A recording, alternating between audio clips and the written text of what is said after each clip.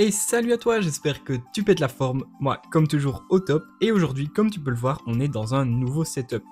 Alors, tu peux voir le setup a déjà bien pris cher, hein, c'est les Neoponera villosa qui sont dedans, et elles se sont bien amusées à me le retourner. Alors en ce moment il sèche encore, hein, donc, parce que le substrat je compte le laisser sécher vraiment pour qu'il soit bien sec. C'est un mélange de coco, etc. et de plusieurs substrats que j'ai dans mes terras, hein, donc voilà, ici il y a un peu de tout. Mais c'est encore fort humide, hein. On peut voir d'ailleurs sur les côtés toute l'humidité. C'était tout simplement parce que ça sortait d'un de mes terrariums, donc comme ça j'ai des collemboles dedans et je vais vraiment le laisser sécher pour que ce soit mieux et plus adapté. Alors ici tu peux le voir, elles sont vraiment de partout, hein. C'est une espèce qui est très agressive. J'ai quasi tout le couvain qui est là, donc là j'ai quand même quelques larves, j'ai également des œufs que je vois sur le côté. On a des œufs ici et ici, et là-bas au bout on a encore des larves, etc. Les cocons, eux, sont en dessous sur le côté. Hop. On peut en apercevoir même plutôt quelques-uns là en dessous. Je sais que j'ai encore une petite dizaine de cocons et j'ai encore un assez joli couvain et une ponte bien généreuse. Alors, pour les ouvrières, quand on voit comme ça, on pourrait se dire qu'il y en a moins qu'avant, mais ce n'est clairement pas le cas, hein. Donc elles sont encore bien nombreuses, regardez-moi ça, il y en a plein là en dessous avec du couvain, j'en ai également plein là en dessous avec, il y en a également là en dessous du bois. Donc faut pas s'inquiéter, niveau population, elles sont très bien, j'ai une grosse trentaine, si pas 35 ouvrières, même plutôt en 35 et 40 je dirais, et on peut voir qu'elles ont commencé à me creuser le liège aussi. Donc ici, elles prennent bien possession des lieux, donc je suis assez content de ça. Et on peut voir, je leur avais mis donc un tube vraiment juste pour qu'elles puissent boire au cas où, puis 2 tubes humides et un tube sec. Donc résultat, mon tube sec est devenu humide, hein, comme elles ont tout ramené. Et on peut voir que j'ai également 2-3 princes dedans. Je pense que j'en ai 2 si je dis pas de bêtises, mais je ne sais plus exactement combien j'en ai compté pendant le déménagement. Alors chez elle, ça va être compliqué de faire un peu de macro, mais je vais essayer de faire de mon mieux pour l'entrée des tubes, hein, comme c'est un des endroits où il y a le plus de passages. Et sinon, je vais essayer de me débrouiller pour faire quelques belles images. Alors voilà, comme je le disais, je vais vraiment essayer de faire de mon mieux, mais vous voyez, les tubes sont très sales. Là, on peut voir d'ailleurs un peu les larves. Si je décale encore, on va voir des œufs là en dessous, et puis là-bas au fond, le reste des larves, du couvain, etc. Alors je ne sais pas trop où se trouve la reine, hein, donc c'est une espèce où la reine et les ouvrières sont très dures à différencier. Mais je sais qu'elle est encore là parce que j'ai de la nouvelle ponte. Donc ça, il n'y a pas de souci à ce niveau-là, je m'en fais pas trop. Alors, on peut voir que les ouvrières sont très actives, ça c'est depuis un petit moment déjà. J'ai remarqué donc il y a combien de temps ? Il y a quelques semaines, depuis qu'elles sont de nouveau au-dessus des 25 ouvrières, que j'avais vraiment une activité de fou. Donc les ouvrières passent leur temps à chercher de la nourriture. Donc ça c'est très intéressant à observer aussi, hein. Je suis désolé pour la qualité des images, je vais plutôt continuer à filmer comme ceci et zoomer de temps en temps sur quelques ouvrières parce que sinon ça va vraiment être impossible pour vous d'avoir quelques belles images. Donc là on voit vraiment le tube humide avec encore un sacré joli couvain et puis dans le fond vraiment un amas d'ouvrières, hein. Donc c'est toutes des ouvrières là-bas dans le fond, hein. C'est pas des crasses.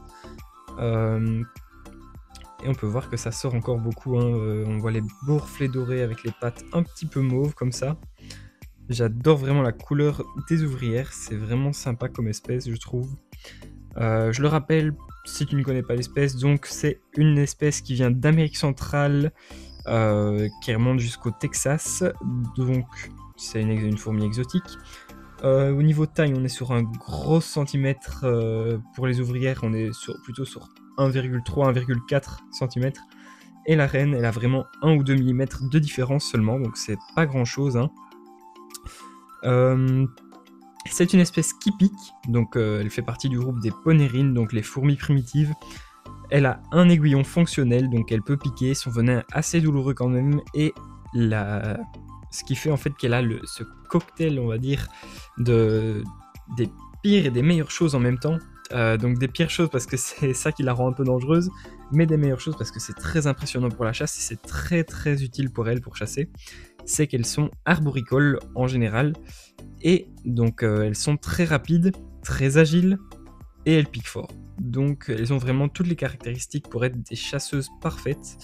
C'est d'ailleurs le cas, hein, quand je mets des grillons, ils font pas long feu. On voit d'ailleurs juste ici au centre, hop, les restes d'un grillon que j'ai mis hier. Donc dès que je mets quelque chose, elle me le cartonne sans souci. Donc à ce niveau-là, c'est très bien pour la chasse chez elle. Alors je vais essayer de ressoulever ici sans me faire piquer pour voir si il y a toujours... Ouais, on voit toujours qu'il y a des ouvrières là en dessous, hein, comme je le disais. Elles m'ont creusé un petit peu en dessous du liège, etc. pour se cacher, s'abriter. Hop là. Donc comme je vous le disais, très rapide, hein. Vous avez vu la vitesse de l'ouvrière juste avant. Franchement, c'est très très sympa comme espèce à observer pour la chasse, mais pas pour les débutants, donc à cause de sa piqûre notamment. Hop, il y a tout qui s'est éteint. Je rallume ça de suite. Hop. S'il veut bien. Non, il ne veut pas. Je règle ça dans 2 minutes. Hop, me revoilà, donc désolé pour la petite interruption.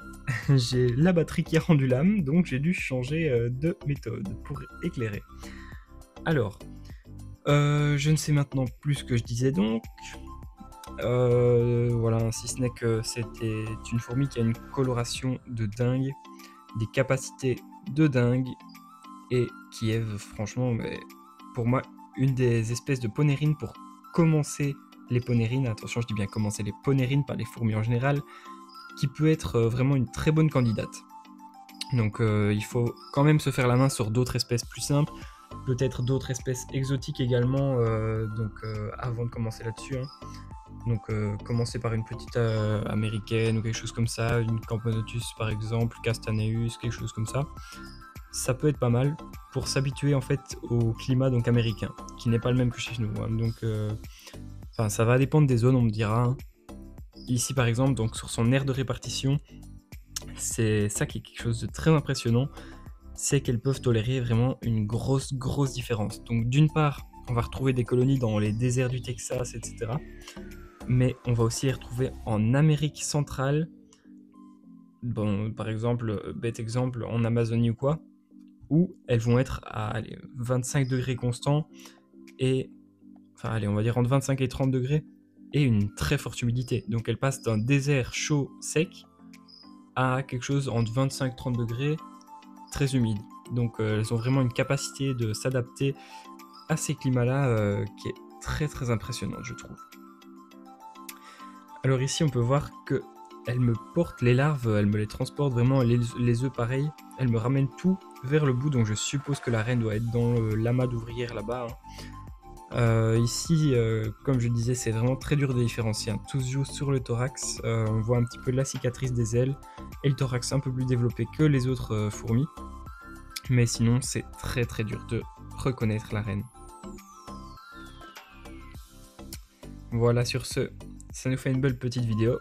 Un dernier comportement, je ne sais pas si vous avez eu le temps de voir, qui est très intéressant aussi, c'est quand elles se secouent en quelque sorte. Donc elles vont se secouer parfois pour justement soit prévenir les autres d'un potentiel danger, ou pour des phéromones, ça peut être vraiment plein de raisons différentes. Et un autre comportement qu'elles font très régulièrement, c'est se frotter au substrat comme ça. Donc vous voyez, elles se frottent vraiment, elles rampent sur le substrat, et je vois régulièrement les autres ouvrières le faire aussi, donc je ne sais pas trop pourquoi elles font ça, mais elles le font très souvent, donc je me dis que c'est peut-être un comportement normal chez elles en fait, hein. Parce que ce substrat là, ça fait un bon moment que j'utilise dans mes fourmilières, j'ai jamais eu de soucis.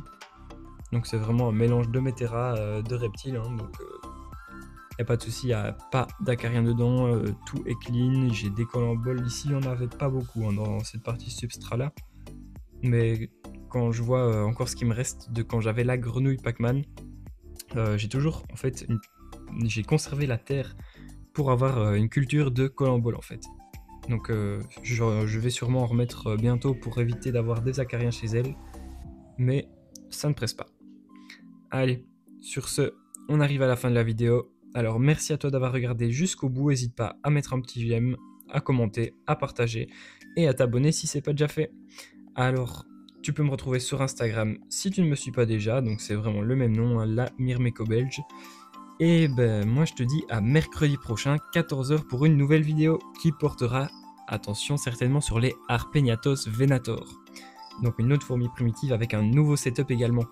Allez, merci à toi, à la prochaine, ciao ciao.